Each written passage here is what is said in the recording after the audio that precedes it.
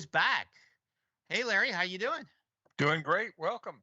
Hey, this time we have help a little bit, so we're trying to make sure this is the first time we're actually doing it. Remember, a couple of shows ago we said we should have roles. This is why we have roles to try to get this stuff, all those crazy stuff. In the last show, folks may have noticed, like we were talking in a weird, out of syncy way.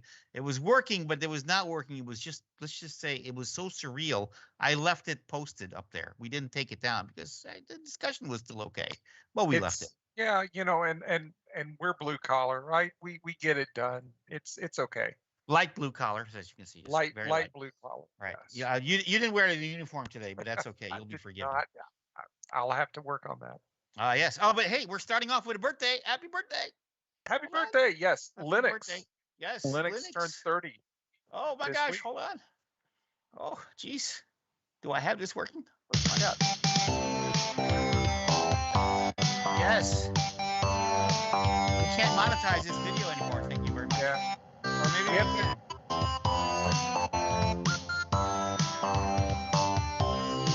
All right, fade out, fade that out, Yeah. fade that out. We have Yes. to all do the penguin dance, right? The penguin dance. Oh God. 30. No, but it's a big deal because Linux is all over the place now. It's ubiquitous. It's on most phones. It's running the cloud. It's running most of the websites that you're viewing every day, whether you know it or not. Right. Some version of Linux is doing that, and it started out as a side project. It was a fortuitous accident, let us say. Indeed. So like even the Microsoft people are celebrating Linux over here because it's all over. And here's the thing: Linux is 30, but Windows is not dead. Yes, Windows is not either. And this is some of the things they talked about. Well, will this survive? Well, it was maybe questionable in the very, very early stages, but I think it had the right attitude, as they say, going into it. The whole community thing behind it was the best thing all about it. And actually, the way it came about with community, I found out, at least from especially from the Microsoft folks, is they use that as the model for turning their stuff around from just in-house Microsoft view to like going into the community and being open to the community. Remember that PNP stuff and all that? Right. Linux was actually the let's just say the inspiration for making that happen. How about it? Right. Any open source, any open source, right? All the open source. Everybody gets a chance to have a vote. They vote with their cognitive abilities, right? If you want a feature, you sit down and you write it. Exactly.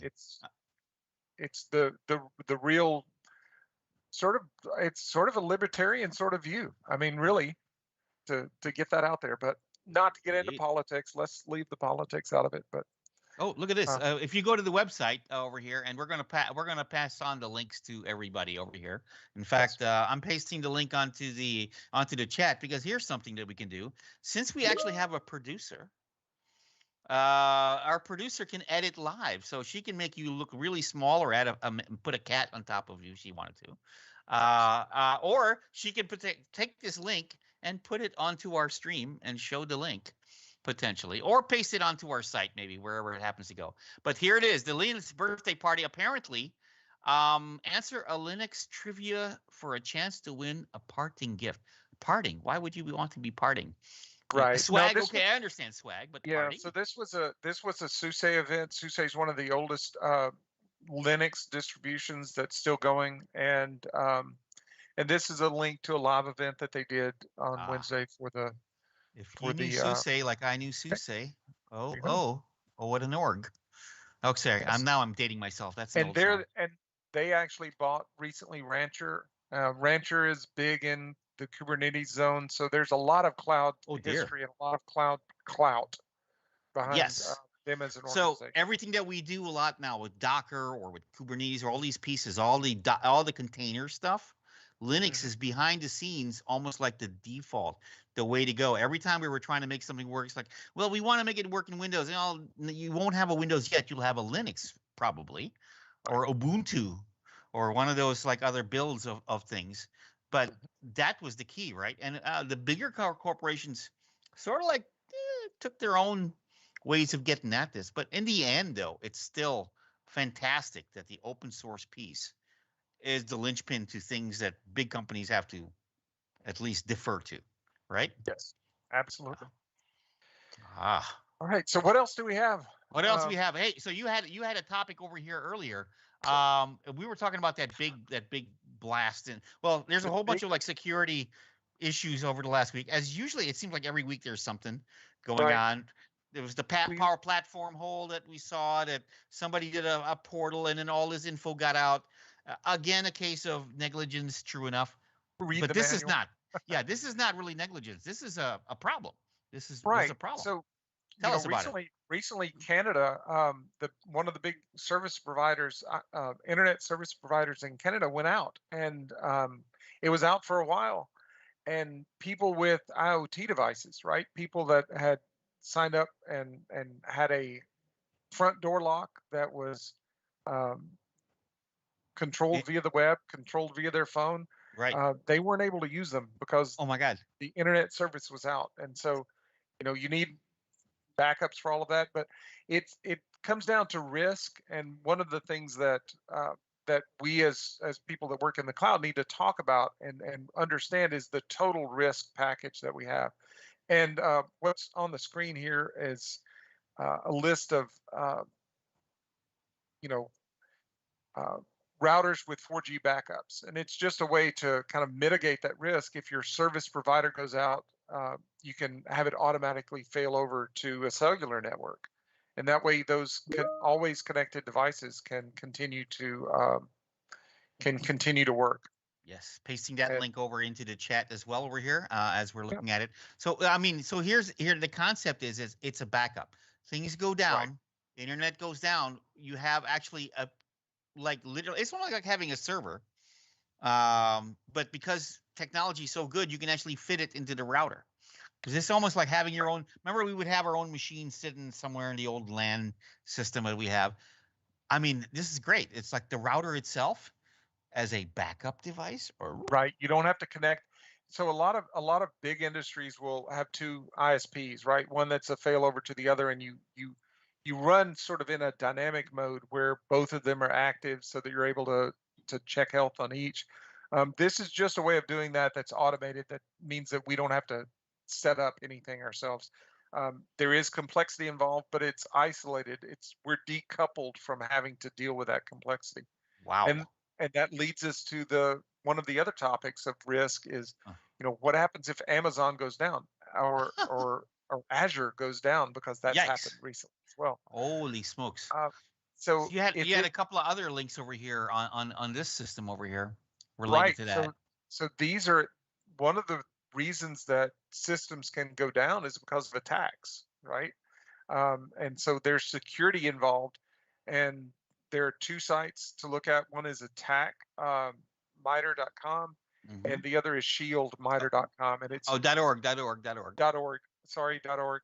No They're problem. the it's kind of the red blue, right? The red Yeah. team versus the blue team, uh, and it's ethical I see. hackers that build tools to pen test, and then people that build tools to detect that penetration testing. Yeah. So Yeah. Well, it's so for folks that are not familiar with it, here's the core concept. The core concept of the true. Remember, we talked about cloud, like the 12 factor and everything else. The ultimate nirvana of all these things is to do everything that can be done, that needs to be done, at least at the level that provides the assurance across the board.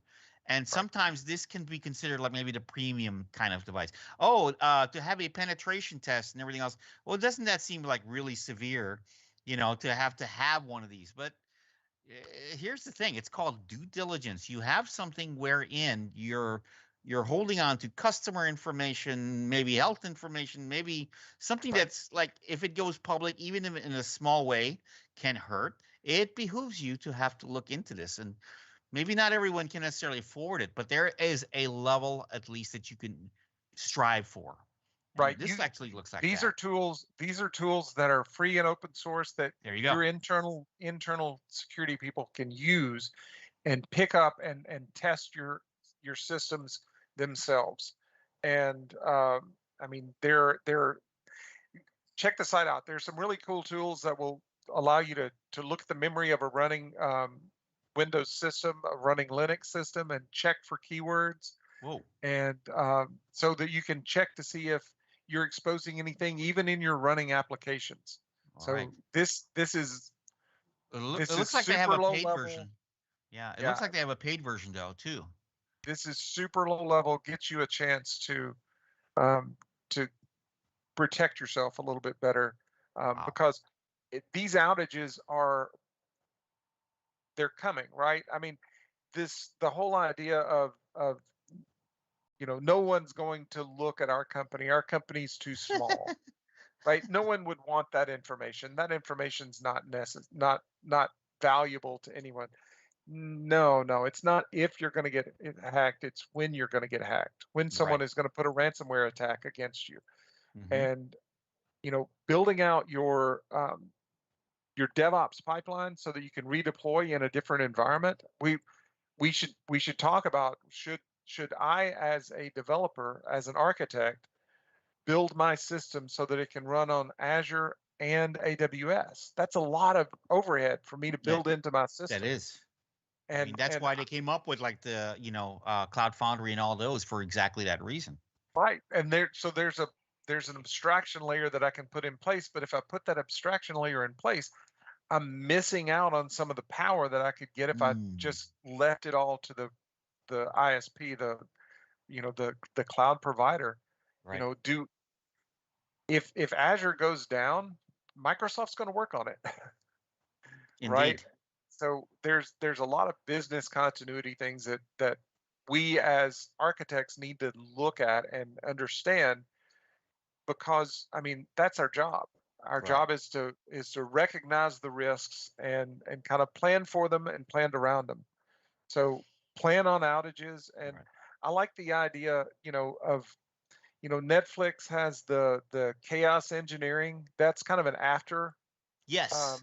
thing that they added on, but we can build these types of things into our systems from the beginning as we're starting out. And if we do that, if we always keep ourselves in sort of a dynamic um, paranoid state, Yes. right? So, something's going to go down, and we should prepare for it. That's just a chance for us to show our worth, to have value. Exactly. So, well, I pasted like here's the Netflix blog on chaos engineering.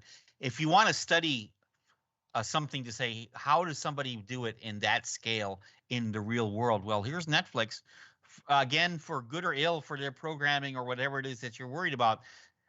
Just think about the fact that every time you get on, you seem to always be able to get at a video. Whereas upon you try some of these other services and they're not as reliable. I'm noticing actually that I'm actually going to other services and I'm noticing where there's problems where lagging or everything else. Even I'm sorry to say YouTube itself having these issues. Yet the Netflix seems to always be spot. Once in a while, the Apple crash on the Xbox, but that's not a bad thing Right. necessarily because it's not reflective of this other part. As in, when I get in and I want to watch a movie, I don't want to be spit out and have to start over every single time or And you every might five you might have minutes. degraded performance, but you at least have performance. You're at least connected. And Correct. that's kind of their goal, is to always be available, not necessarily available at the highest levels, but something is going to be there. So Yes. when we talk about failing a system over, when we go from A to B, there's a gap in between, Uh-oh. when they're both running, unless we engineer to have it so that A and B are both running simultaneously. And again, that's why we get paid the medium bucks. Yes, the media bucks. Uh-oh, somebody's looking for a raise. Just saying. Well, yeah, yeah, we Oh, need wait. to. So I want to get back to the fact that there is a reason for following this. And we talked about this as architects for the cloud. And this also means, remember what we said, when you want to have true cloud Cloud native. operability and everything else. Good. Cloud Yeah. native, that kind of work. 12 factor is your, I mean, you can't really go wrong if you follow the 12 factor mantra. So I'm bringing back 12factor.net. We've all seen it. I'm trying to find over here the piece over here where we're talking about. The robustness, disposability. Here we go. The fast startup, the graceful shutdown piece. There's another part over here. Port binding. The backing services is attached resources. There's something over here that I'm looking for, though. Is it? I have a feeling it's this one. On the fast road. The idea is what I'm saying is like you want to make sure that as part of your system you architect in the robustness to go from one to the other to stay alive, because essentially business continuity is 12 factor maximize Yes. Well, this. and I like 12 factor, but honestly, 12's too many. I like I like I've got the Fine Nine. Have Yes, I the have Fine I Nine. shown you the Fine Nine? Yeah. So Let's that's talk what. about the Fine Nine. So here, I'll present. I'll share the screen. Sure, go Let ahead. me grab this real fast because and it's branded with the company I work for. Sorry about that. I'll get That's one all right. that's not. Actually, it's Yeah, not that branded because you're it's not that. still you need to be updated here a Oh, little I bit. need that. Yeah, yeah. This is the old company I work Yes. for. So yeah, 12 factors. So we can look at the Fine Nine, and the Fine Nine are, configuration and secrets. A lot of it parallels the 12 factor, but it really gets a little bit outside it, right? Observability, we need to be able to see what's happening. If you can't Correct. see what's happening, then you really have problems. Um, Yes. Next is really we need to have an evolutionary database design, and we talk about data, but we don't talk about changing the data schema, and we Hmm. don't talk about isolating the changes of the data, because as you upgrade your application, you're going to update the data. Right. Um, Version your interfaces. It seems like a simple thing. It's not in the 12 factor. You know, It's test not just outright enough. in there. It's like assumed in a couple of It their pieces. Right. It's assumed. And test just enough. You don't have to test everything, but you need to test those pieces that are important. Analyze everything. Um, Assign ownership. Align rather ownership and responsibilities with the interfaces. Okay, and that's a hard one sometimes, is aligning who owns the code with Right. who owns the functionality. Well, it's like Uh, any business thing. It's like there's going to be finger pointing. If you want to cut off those fingers, that's what you got to do. yeah, and next deploy separately from day Well, one. I mean, I worked on a project for over 3 years, and it had all of these microservices, but we would have a deployment weekend, and it's weird that people don't. I mean, they're supposed to be able to run separately, and the only way that you can make sure they run separately and deploy separately is deploy them separately all the time. Um, that ties back into the evolutionary database design and versioning your endpoints, and ah, finally, the last one is create a golden data set so that you can deploy from ah, scratch, deploy yes. into new environments, and I think if you do these 9, you're fine. There I mean, we go. that's the Hence the idea, fine right? nine. The Fine Nine. And measure, measure, measure, right? If you don't, Indeed. you cannot manage what you do not measure, and finally document everything. Of course. Um, But would those be though 10 and 11, or are they just no, simply no, these are ancillary? just tenants. Yeah, these are just ancillary, right? I'm a Okay. consultant. If I don't document that I did something, then I don't get paid. That's most everything else, right? A lot of folks really should realize that that's the case, not just for us, the consulting level, but Right. really when you're doing your work, it saves you, helps you, protects you, covers you. Covers you. Yeah, it's old CY. So you can take Mhm. the screen back now. No, Uh, I mean it's but all of these factors really deal with building that into our systems from the beginning. right. Right. So much of this is something that if you go to bolt it on, you're going to kill yourself. It never will pay off if you start bolting stuff like this on. So Exactly. sorry, All right. that's my rant for the day. Okay, good rant. Actually, it was good. So we actually ended up with a mini presentation right off the bat, And by the way, remember, it is a consulting thing, so think about that billing rate. Send that donation to. Just kidding, actually. So that's a presentation. You should probably Patreon, do maybe. more. Let's get, yeah. Yes, you should do more of that presentation, though. I will say, maybe a separate blog. Maybe we should do a separate special on just that. That sounds like a good idea. And deep dive the fine nine into finer points. How about it? Finer All right. points. We have a topic. All right, let's see what else we got over here. By There the we way, go. so our show is brought to you today by OBS Studio. We're giving them credit where credit's due, because without it, I don't think we could have got this show off the road. All the pieces we've tried. This is what hurt. So the same system hurt me last week, and now is working beautifully because I'm looking at it and it's working beautifully, clearly. And of course, my head is not. I'm looking out at my thing. Is my head is like way up there, sticking up. Is that better? Yeah. That's better. Yes. So You're good. here's one of the big things. Is like, wait, if you're presenting, and this is why, remember we said in the roles, it's like sometimes you end up finding that you have to actually get somebody, thinking you're automating it, and in the end you end up having to hire or bring someone in. Well, it's because at some point you begin to realize automation is not the end all. You don't want to do everything. Sure, you can automate it, but do you really want to? Because the end result is there's going to be things that you're not going to see. If you're going to leave it to the robot, baby Skynet's not going to come over and say, "Hey, your head's cut off a little bit." In fact, baby Skynet might say, "I like that. I You like look that. good Yeah. for a meat bag. You're all set. Not bad." Okay, Right. we don't want that. We don't want that. We want to get go. And anyone who remembers the meat bag reference, go ahead and ping them on the chat. I bet you know what that's from.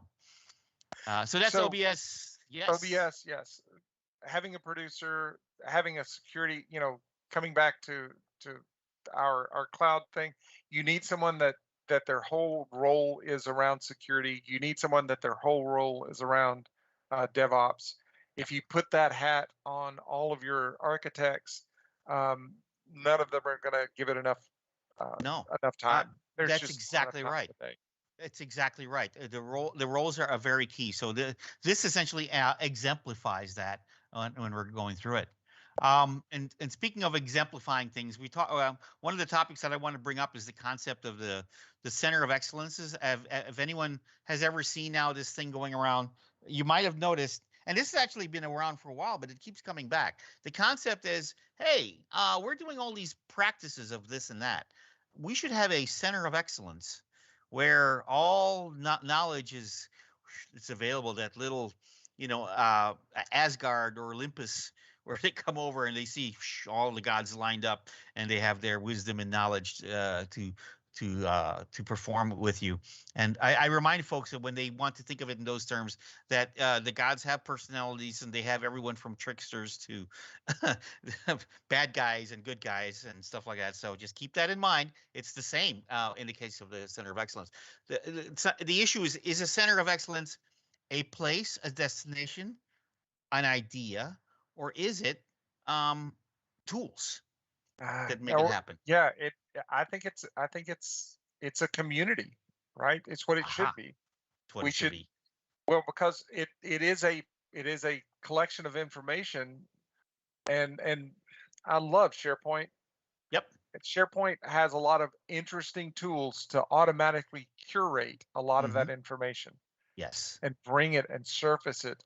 But you still need the people to put the information in. You need the community of people that are watching it and practicing the good practices. The good practices, yes. So bringing them out. In light of that, like for example, I'll give an example of where Microsoft said, hey, okay, look, we want to bring these people together, but part of the issue of bringing folks together and making this stuff happen is that there's too much work for them to do to get it set up. Setting up a site, maybe managing it, curating it. It's like, I'm so busy during the day doing the work. And here I am, I have to like deal with the community as well. I have to try to help others. Couldn't that stuff be automated in some shape or form? The Center of Excellence kit, a big thing over here on the Microsoft side. I wanted to bring this one up because it says there, see how it says Center of Excellence starter kit. So, all right. Right. It's firstly, not the end all be all. Exactly. It's like it's starter. Not you can change it. By the way, it's open. They can actually pull out the pieces and make it as you will. But it's no longer a kit. For the folks that have heard me talk about this before, it's no longer a kit. It is, and let's go look at what's in the starter kit components overview. It's so many things now. core components, governance components, nurture components. We're not going to go into the details of this, but this is not a kit. This is a package. Right. For heaven's sakes. And I like the video that's already 4 months old that says over here, yeah, you can get this all put in a day. It's like, well, I don't think so. It's so big now.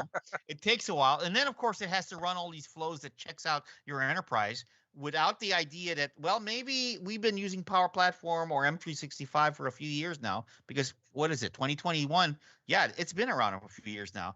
Chances are it's going to be churning, getting all information going back a couple, 3 years. It's going to take a long time. And so you're going to end up waiting and sitting and waiting.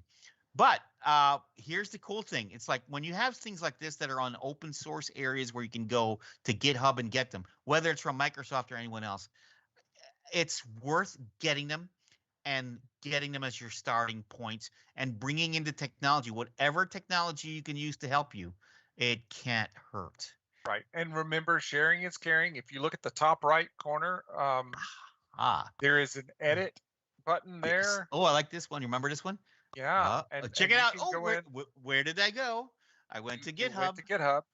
And all of these documents are living there. They're living documents. You can do a PR. You can look at the issues list. Somebody is looking for a, an example of how to do something. If it's something that you already know how to do, if you're an expert in it, then do that. I mean, it's really cool because actually, if I find a problem here or a mistake or something like that, even if it's how something is written, look what I can do. I can go and fork it and play it, and then we're going to have a separate topic on GitHub. No blame. No blame. We're going to have a separate topic on GitHub because we talked about GitHub before. We're going to come back to this because GitHub is a cloud. If you're doing cloud stuff, GitHub is your friend these days in a major, major way. So we're going to come back to that. But yes, here it is. You can contribute. How about that? Microsoft's not the only one doing this, mind you. So we want to make sure that that's very clear.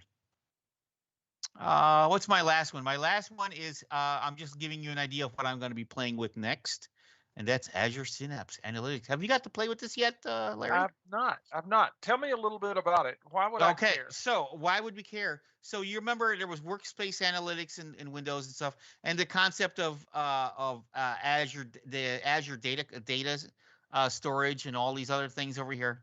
Here's the concept. The concepts you want to do analytics, you now have a place to bring all that information. And they're claiming limitless analytics service. Remember, we used to have to pay for analytics service for SQL Server and everything else?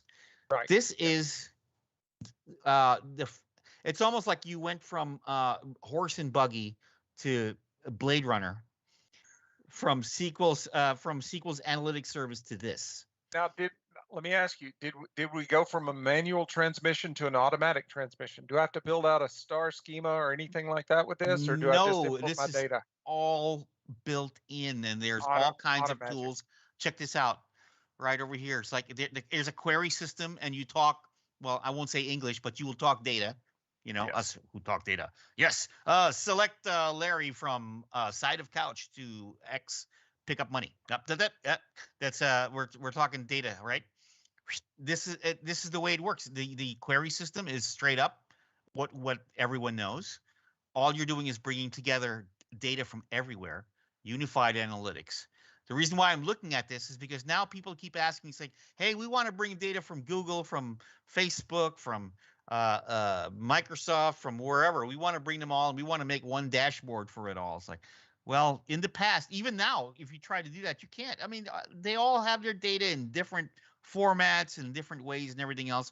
And we saw Power BI. We had a teaser in that. Now imagine Power BI, but at the scale of the cloud. Scale of the enterprise. Yeah. The scale of the enterprise, the scale of the cloud, right? You bring those models in and you go ahead and you follow the tools over here to make that happen. And then you do it at the humongous scale. Very nice. I mean, and then you have other things like personalized experiences, fraud detection, security. I mean, we're not going to go into the pricing thing. I don't think it's exactly cheap, but this is the whole point. You're doing something at that scale. Right. But you're going to pay, but not that much as you would have if you did it yourself. it sounds like and looks like from what you've shown here, it sounds like they have some of these standard sort of scenarios. They've already Mhm. built tools and Yes. AI and machine learning around it so that you can not have to really bring yourself up to speed on R or any of those Python, right? Right. Any of the languages that you would use in order to analyze this data. They've just got it built in. That's very Right. cool. So there's like a little sample here with Walgreens, which is, by the way, Chicago company over here, or at least they're in this area. And there we go, just doing the data inventory stuff. One of, let's see. And here we go. And they talk about integration with Synapse Analytics, one of the early Nice. adopters, I should say. Cloud platform with on-demand scalability. So you take a look over here. You see over here Express Route with blob storage and Synex. And then, of course, by the way, so Power BI, it doesn't take over Power BI. It is Right. the top level where you bring in all those collections for data. And now when you want to look at the specifics, then you take a Power BI tool and point right at it. So it's a turbocharger for your Power BI experience. Or So any it's reporting system that's or on the any other reporting end. system that you put up front. Okay. Yes, it I guess actually will work with anything connecting to it. people are still using Crystal reports somewhere, right? Well, well, there's some other good ones out there, right? Okay, okay. But any cloud or let's just say cloud aware service that does reporting and everything else can essentially be a customer, because what are these after all in the end of the day but APIs? Yeah. We can import it into our Paradox database for our Indeed. man, we're so old. Well, It's we're so getting there. old. The fun stuff. Maybe again, so we probably have a little bit of to-do lists on things that we like to dive into that we came up with today. We'll see. But otherwise, I think we actually had a clean presentation and show today. And I want to thank my daughter Raquel for being the producer. And Yes. Thank yes, you. we will. She's not doing this for free. Just saying. Yep, family will come in, but you know, nepotism doesn't mean that somebody's going to get a discount, which Yeah, means me. I need an Ethereum account, right? Uh, It's all Indeed. Bitcoin and So I tell you, I cryptocurrency. had a friend of mine, a drummer from my old band. All right, he had 9 kids, and then I was like, my gosh, 9 kids, all this stuff, and then all of a sudden it hit me like it was like 20 years or 30, 50, 20. Yeah, not 20 years, between 15 and 20 years later, and all of a sudden we had to do a show, and we had like 10 roadies There or you whatever. go. Now we had 10 roadies. We had like 5 or 6 roadies right off the bat. It's Hmm. like, oh, so you created kids so you could create roadies, because he's a There drummer, you all go. these drums. It's like, so now you figured out where I was coming from. It's like, oh, so you created your own labor force. It makes sense. Well, I'm more into automation, so I guess I only have the one. Well, I have another one coming up. She's 5 right now. She's basically next on deck once this one becomes too expensive and wins an Emmy. So I'm ready. I'm just There gonna you go. keep it Now, going. I'm sorry. Speaking of Ethereum and stuff, you know that they've got now a way that you can turn um, your .com address into an Ethereum account, so that people can send uh, cryptocurrency directly to your website. Uh-oh. So you could do it through the .eth, which is a cloud-based DNS, but they've got now a bridge that lets you put it directly the uh, into the account. So we might have an account for cloudtalkshow.com. People can drop us a Oh. few shekels. Uh-oh. I of course I typed when I typed Ethereum, my spell checker did the one that's in Skyrim, of course, duh. Yeah, So yeah, I got the correct Ethereum up here on the web right now. Here we go. nice. Wow, we covered a lot of topics today. We went from everywhere. We're all over Holy the smokes. place. We're all Sorry. over the place. But that's the way it is, when you're doing this sort of stuff. All right. I think we're going to sign out for this week. Next Let's week we'll call it have more stuff. Maybe we'll be focused. Maybe we won't. You never know. But at least we'll cover stuff that you might find interesting. Feel free to chat with us or send us some ideas. Mhm. All right. Thanks, everyone. Uncle Laird, thank you so much. Thank you, Rob. Raquel, we're good to go Thank you, into Raquel. The end.